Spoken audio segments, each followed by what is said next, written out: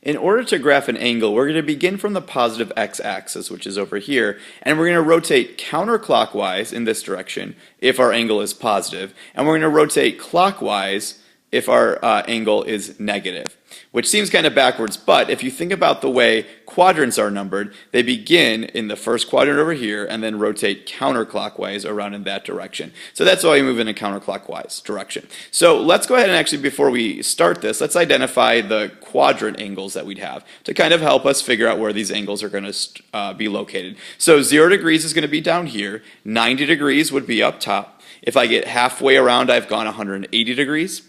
If I get down to the bottom of this, I've gone 270 degrees, and of course 360 would get me back to the beginning. So let's kind of use that as a reference to help figure out what quadrant these angles are located in. I'm going to do these all on the same graph and then erase. You guys may want to use different graphs or at least different colors, otherwise this gets really messy. So let's just kind of go through these in order. So 240 degrees, well I can see that 240 is positive, so that tells me to rotate counterclockwise in this direction. I've got to go past 180. However, I don't want to get quite down to 270 because that would be too far. So what I'm going to do is I'm somewhere in the third quadrant. So I don't need a protractor. I'm not going to do this exactly. I'm just going to draw a ray in that quadrant starting from the origin, and I'm going to label or draw my angle and include an arrow on that to tell me that which direction I rotated in. And then what I like to do is also label it out here. So label that as 240 degrees. So that's kind of my sketch of that angle. I can see that angle ends up in quadrant 3. They asked me to identify that. Okay, so let me go ahead and erase this and let's try another one. Although if you want to pause the video and try these on your own, that's probably a great idea.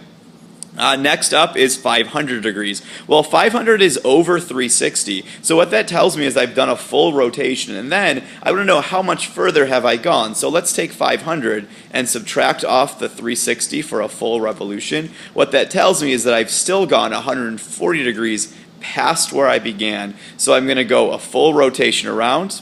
I'm going to get past 90, but not get all the way to 180 again. So I'm somewhere in quadrant 2. So again, I don't need this to be super accurate. All I want to do is when I draw this swirl in there, I want to make sure that I include an arrow so I know which way I rotated. So 500 degrees is going to end up in quadrant 2. Okay, getting the hang of it. Again, let me go ahead and erase. If you guys want to do this on the same graph, you'll probably want to use different colors. Otherwise, you're seeing probably already how this gets messy. Next up is a negative angle. This time, I'm not beginning in any place different. I'm still beginning in the positive x-axis. However, the negative tells me I'm rotating clockwise this time. And so let me go ahead and throw my negative angles on here. This bottom angle will now be negative 90. This angle to the left will be negative 180 degrees. This top angle would be negative 270 degrees, and then I'd end up back at negative 360 to get me back to the beginning. Okay, so negative 50 is going to mean I don't quite even get to negative 90, so I'm somewhere in here. I don't need to be more accurate than that. Just go ahead and draw the rotation arrow so I can see which way you started and which way you rotated. So there's negative 50 degrees in quadrant 4.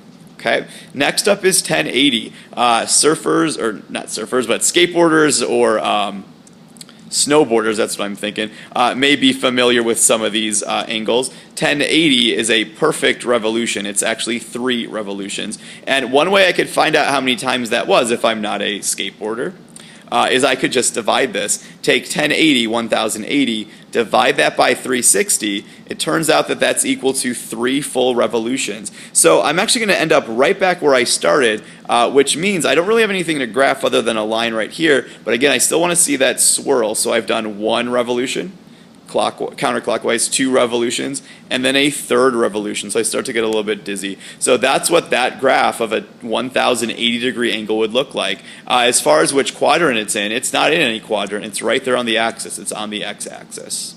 Okay, and then our final one, negative 190 degrees. Again, that negative is telling me to rotate backwards. I'm still starting from the positive x-axis. I'm just rotating backwards this time in the clockwise direction. So that would get me to negative 180. I want to go a little bit past that. So that's the ray that I'll draw. That's what the angle would look like. I do want to make sure that I include this rotation arrow so I know which way I rotated to get to negative 190 degrees, which is in quadrant 2.